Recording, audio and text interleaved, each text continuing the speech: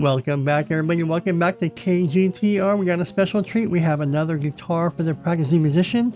This is now the December 1983 issue featuring the legendary Phil Collen and Steve Clark of Def Leppard. So in 1983, Def Leppard was like at the top of their game along with Motley Crue and Quiet Riot. Remember the US Festival? Well, Def Leppard, Pyromania, Quiet Riot, Metal Health, and Motley Crue, Shout Out the Devil. 80s heavy metal was in full swing with those bands, and all the other bands soon followed. This is before hair metal. This is heavy metal. You had Judas Priest, Van Halen, Scorpions as the big headliners, and then you had these bands up and coming, the Motley Crues, Def Leppards, the Quiet Riots. They would soon become headliners. Then you had waiting in the wings. You had bands like Stryper, Loudness, Dokken. You had Rat, and so on. You still had Kiss, the powerhouse, with Lick It Up. So 1983 was a great year for heavy metal. This particular issue focuses on Def Leppard. All right, so let's begin. Any questions, comments, or feedback, leave them below. Hope you're enjoying this series. You're here at KGTR, and I'm Tony. All right, let's begin. I just wanted to get that out of the way. This is Guitar for the Practicing Musician, the Def Leppard issue with Phil Collen, Steve Clark. I love it. Let's look at this cover. Look at this. I've always wanted this guitar. My good best friend, the bald shredder, Richard James, my dear friend. We talk all the time on Instagram. We talk every day. He calls me. I call him. We text each other. We go out for pizzas and burgers. Hey, bud, what's your problem? I love putting the ball shredder on the spot. Oh, and also Metal Dude. I hang out with Metal Dude too. But this is the Ibanez. I've always loved it because of, obviously, look, the triple humbucker. And that reminds me of Ace Frehley. And I have a triple humbucker finally in my Peter Frampton model. But I've always loved this guitar. This guitar is awesome. And then when you played it on Photograph or Pyromania, or I forget what song it was, Rock of Ages, and you had the Kaler system and you used the Kaler vibrato bar, it was awesome. So this is Phil Collen, and look at this little look, the black tee, sleeveless, and then there's Stephen Clark, another great guitar player. Look at this beautiful Gibson Les Paul right here with the zebra pickups, and I think it's some type of Les Paul. But anyways, these guitar players were the backbone of Def Leppard in 1983. And again, I love this guitar. I've always loved this guitar. One day I'll get it. Maybe Firefly Guitars Garden will make this model available. Maybe they already have. I think they probably already did. And I missed the boat. But I would like to have this model. The model that Richard James, the bald shredder, has. So this is the cover. And we have... this issue says it has $15 worth of guitar sheet music in this issue. Now again, this magazine's $2.75, but because you're getting this issue, you're getting all this music. That's what separates this magazine from other magazines. It has more sheet music, more tabs, more guitar solos and bass lines and whatnot. And so we're going to go through this. When I get to the sheet music in this review, I'm going to go by it really quickly. So go ahead and grab a screenshot if you're interested. All right.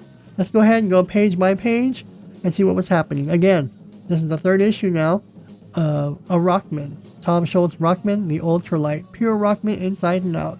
Again, this sold for basically $200. And that was a lot of money back in 1983.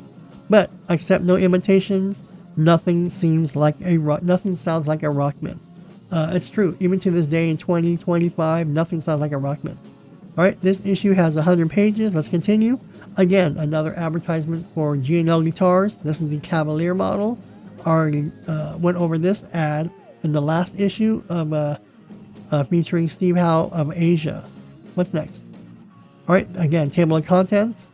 December 1983. This is going to show you what was happening in 83. Alright, Gary Moore. Gary Moore in 1983 was making a name for himself. Look at this, Ibanez Roadstar 2. Let me know if any of you remember this guitar. I've never seen it before. It looks familiar, but again, the standard Strat style body, this weird headstock right here, but it's Ibanez. Ibanez, looking back, they made some great guitars, great copy guitars. But Ibanez is still around. They're around in the 70s, I think, and then to this day, the Ibanez still kicks ass. And so this is an Ibanez Roadstar 2. I wonder if you can find these on eBay. Someone out there, let me know if you have one. All right, letters to the editor. Again, no internet, so you actually have to write a letter, put it in the mail, in the envelope, put a stamp on it, and then hopefully your letter gets opened up by the editor, and then decide to post it. They must got like a tons of letters, and then they basically probably just hand selected 5 or 7 of them, and they published it. So if you were lucky enough, you would be on there. Right, letters from the editor. Again, we already covered that. All right, again, as with the last issue, another ad for the PV Roadmaster. So let me know if you had this amp, the PV Roadmaster. Looks very powerful, and PV was a big brand back then. Look at this beautiful shot. Sadly, December 1983, Randy Rhoads died in 1982, but in 1983, look at this. You're still celebrating, remembering Randy Rhoads. You can't let him die. You can't forget about Randy Rhoads, because even though he was around for a long time, if you include him with Quiet Riot, he made his mark in the guitar world through Ozzy Osbourne and his work with Blizzard of Oz and Diary of a Madman. And so if you were lucky enough to see him live, I was not, then you were blessed and you were mesmerized and in for a treat. There's only a handful of people that could say, oh, I saw Randy Rhoads. I never got to see him, but it must have been a joy to watch. There he is. All right, look at this. We love Rick Nielsen. This guy has an insane collection. It's on YouTube somewhere, but Hamer, he had a special deal with Hamer. He had Hamer Explorers. I've always wanted his Hamer guitars, but those are expensive. And you don't see that brand around much anymore. Hamer. But look at this. Someone made, I don't know if Hamer made it for him or someone did. This looks just like him. And that's a double neck with the reverse hockey stick headstock. That's awesome. This is an awesome guitar with Floyd Rose, like a Kaler or Floyd Rose. I can't see that far. But look at this guitar. Isn't that an awesome guitar? And he's still around. He still plays. All right, look at Mick Jagger. Mick Jagger in 1983. He's probably in his mid-40s by then. Early mid-40s right here. This is Mick Jagger in his early mid-40s playing a Gibson SG. Look at that. That's a beautiful SG. So this is Joe Jackson. Again, coinciding with 80s metal was 80s new wave and new rock. You had all these bands from MTV. MTV was all the rage. If you can get your video with heavy circulation, you were there. And they would put in a couple of metal videos in with the mainstream videos. You had The Fix, Soft Cell, Spandau Ballet, Michael Jackson. You had Duran Duran. Then they put in Van Halen or Judas Priest. And you would wait for by that some chance your band would come on. You get your VHS tape in there and hit play record, so you can record your favorite bands or artists or songs and put it on your VHS tapes. I had loads of VHS tapes of MTV, just hours and hours, and then you just, for whatever reason, you erase over them, lose them, they get destroyed. Those were the good old days. All right, guitar secrets. The Versatile E minor 7th Form by Rick Derringer. So if you want some guitar lessons, he's going to show you the Versatile E minor 7th Form by Rick Derringer. Again, so here you go. Want to take a screen grab, take a screenshot. This is Photograph, one of their biggest hits of all time for Def Leppard. There you go. And these are the sheet music that they're talking about. And then there you go. And these are guitar licks and solos for Photograph. So I'm holding it up here for about 3 seconds so you can take a screenshot. Right? Now, Tom T-Bone Walker, I want to say he was with Hall & Oates. Or I forget what band he's in. I want to say he's with Hall & Oates. Maybe he's with someone else. Yeah, Hall & Oates. So he's the bass player for Hall & Oates. So this is his article that he did with Guitar for the Practicing Musician. Bass in the 80s. And this is Rick Savage's bass line from Photograph. So he's going to play you the bass or show you the bass line for Photograph. 80s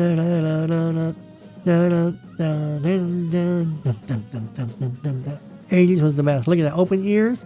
He had his own column here, Steve Morse. So Steve Morse was also a force in the 80s. And he could teach guitar and play guitar. A lot of great, wonderful videos on YouTube of Steve Morse. If you haven't already checked that out, look up Steve Morse on YouTube. Right? Truly Wireless, where the 80s was the premier wireless, I believe, back in the 80s. All right, look at this. Gary Moore in the listening room. I remember his album came out. I forgot the damn name of it. It's here probably somewhere. But it was good. He had a guitar solo in there.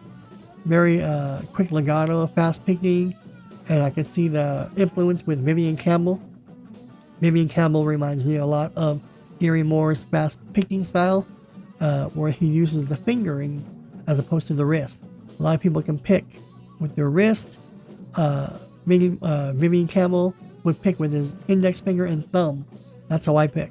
I don't use the wrist. I use the index finger and thumb. All right. On the radio, Adam and the Edge of YouTube. So it's probably, there we go. This is what's on the radio in 1983. Okay, here we go. Martin Briley. Interview with Bruce Pollock on songwriting. So here's some good, a good read on songwriting. Again, a nice little read on the songwriting. All right, here's Salt in My Ears as recorded by Martin Briley. So if you want to take a screen grab, go ahead. Again, the way you read this, these are all the chords on the guitar. So this is your tab right here. That's the fretboard. Once you learn the chords, whenever you see these names pop up here in the music, you play those chords. That's how you get it. You sing to the melody and play those chords. Right? There you go. Want to take a screen grab? Go for it. Again, go for it. These are the lyrics. Give me all your lovin', the salt in my tears. Again, this is all before the internet, so everything was right here at your fingertips. It was great. Remember, you would go to the record store or the local 7-Eleven or Circle K, and you go to the magazine rack, and you would basically go through all the hit paraders. I would do that. I would go through magazines before I would buy them, and I would look at hit parader grocery stores, hit parader, Circus and Cream, and then you pick up guitar player, guitar for the practicing musician, Guitar World, and so forth. Again, more lyrics, Foolin', Rock and Roll Hoochie Coo, Cinnamon Girl. I love it. Doesn't that good? Neil Young, Rick Derringer, Rock and Roll Hoochie Coo, Rock and Roll. That's a great hit from the 70s. And this reminds me of Dazed and Confused, the movie. That was a great movie. They may have played this in the movie. All right, dusting off their tuxes. The Smiths Brothers of rock and roll find a cure for boogie fever. The Smiths Brothers. And here we go. There's the legend right there. The man himself, Mr. Jimi Hendrix. All right, look at ZZ Top. Look at this. That looks like a Dean, right? Like based on the headstock, that's a Dean. Look at this Destroyer. Explorer? Destroyer? Look at this shape. Dean headstock. Look at that. This is before they put the frills on them. But look at that. It's a Dean guitar. I love this guitar. This is an awesome guitar. Again, there they go again. ZZ Top. That guitar, or that guitar. This car was made popular in their videos.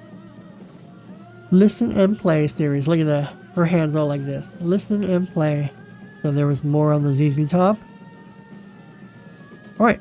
There's sheet music for Give Me All Your Lovin' by ZZ Top. Give me all your lovin'. Again, these are the chords. 1, 2, 3, 4, 5. 5 chords to this song. With the intro, bridge, break, solo, and ending right there. All right, you want to take a screenshot? There you go. There you go. And these are the guitar licks and solos throughout that song. Alrighty. Pretty good, huh? More on the ZZ Top. Advertisement for a bass right there. Let me get some water here. Alright, give me all your lovin'. Now see the very top? It says bass lines. So if you're not only playing the guitar, these are the bass lines. If you know how to read music, these are the bass lines for that song. You want to take a screen grab, go for it, take a screenshot right there. Alright? That's what made Guitar for the Practicing Musician a good magazine, because you got free sheet music included with the articles and other stuff. Alright, Robert Plant's history of Led Zeppelin. So if you want to know what Robert Plant was thinking about Led Zeppelin in 1983, December of 83, this was a good article, interview right there. These are the albums right there. I have this album right here. I didn't have this one or this one until later, but this was my very first Led Zeppelin album. Oh, oh, oh, oh, oh. I just love that song. When that came out, oh, I loved it. All right, look at Def Leppard. Look at Steve Clark. See the bandanas? Back then, bandanas were all the rage around the neck, the headstock, around the hip, around dangling from the guitar. Look, from $10 a night to $12 a ticket. So these guys paid their dues, dude. And they became filthy rich, but they paid their dues. You know, playing club after club, traveling and touring and bus and hotels and, you pay your dues. Look at this guitar. Look at the Kaler. I want that guitar.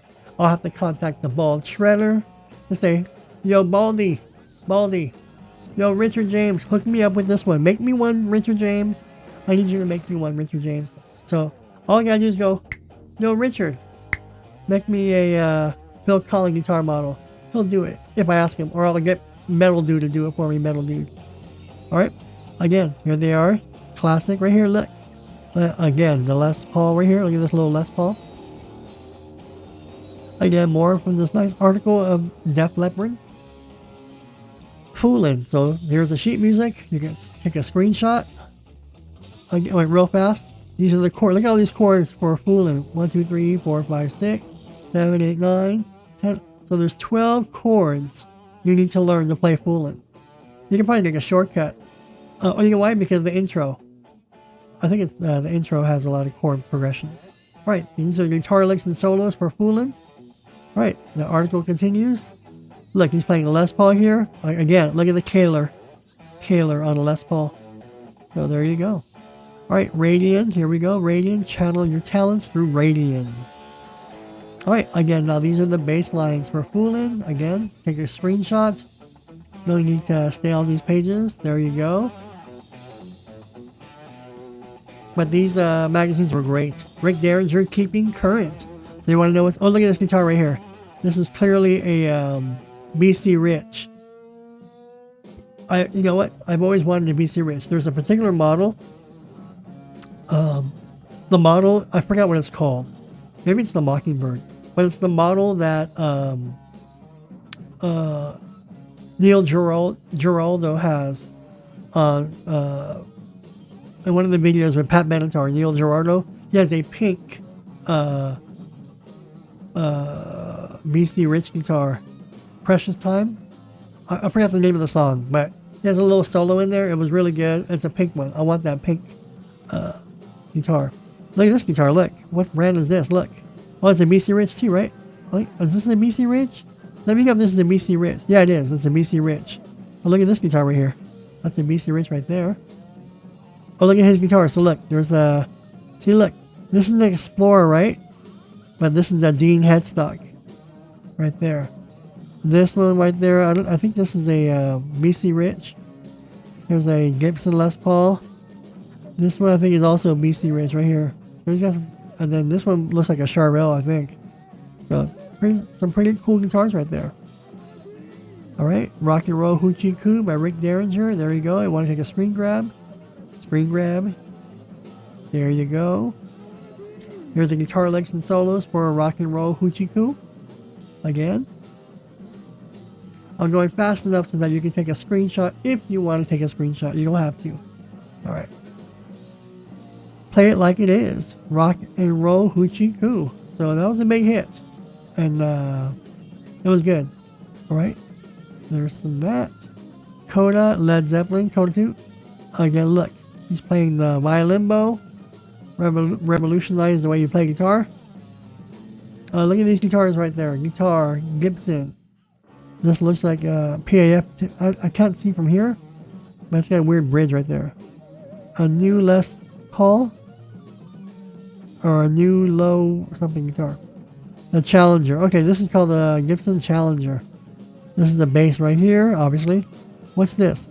Telecaster tremolo. Okay, look. So, in 1983, having a tremolo system, Taylor or Floyd Rose was all the rage. So here's the first ever, I think, of its kind, a true vibrato style. You have to route it, but a true vibrato for your Telecaster. So if you have to have a vibrato bar on a Telecaster, this shows you how you can do it. And it's by Rockinger. Yeah, I remember Rockinger. Rockinger. That was 3 brands. I remember that. Rockinger had fine tuning. It was a little bit different than the Floyd Rose. You had the Floyd Rose and you had Kaler. So I remember Rockinger. I remember the ads for Rockinger. I almost went for a Rockinger because it was cheaper than a Floyd Rose. And it was made in Germany. That was the only distinction. All right, look, again, acoustic guitar. That's like an Ovation right here. Some microphones back there. Guitar tuner. Look how big these tuners are. Pretty soon they started making pedal tuners. It was like a pedal. Plug it in your guitar. You would do that. All right, look at this guitar right here. The Gibson. That's a very thick, chunky looking one right there. On the case. So look at that. And it rates it right here. Excellent, very good, good, fair, poor. So, tells you what this is. I think it's like very good. All right. Guitar questions. Any questions you have, they will answer for you. Plugging in. Here's a PB practice amp. Here's some Fender practice amps right here. All right. PB Decade and the Fender Super Champ. Fender Super Champs are very good. Very, very good. This one right here sounded really good. Right. The Vinyl Score. Field Day by Marshall Crenshaw. Here's Quarter Flash. We love Quarter Flash. The Principles of Moments.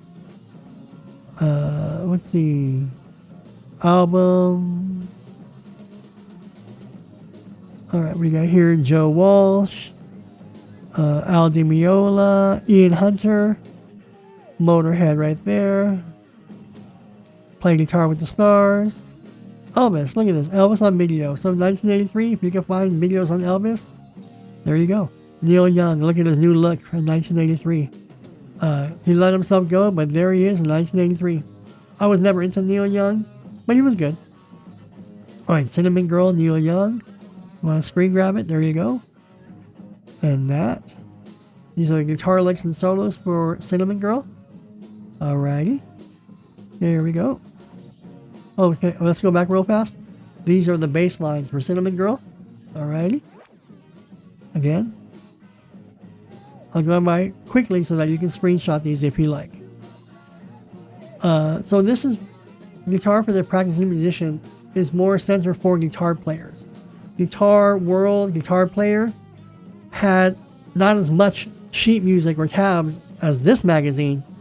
It had a little bit, but it had mostly articles and advertisements. This has a lot of sheet music in it. So you get more for your buck by this guitar for the practicing musician if what you're after is getting free songs, free music, free tabs.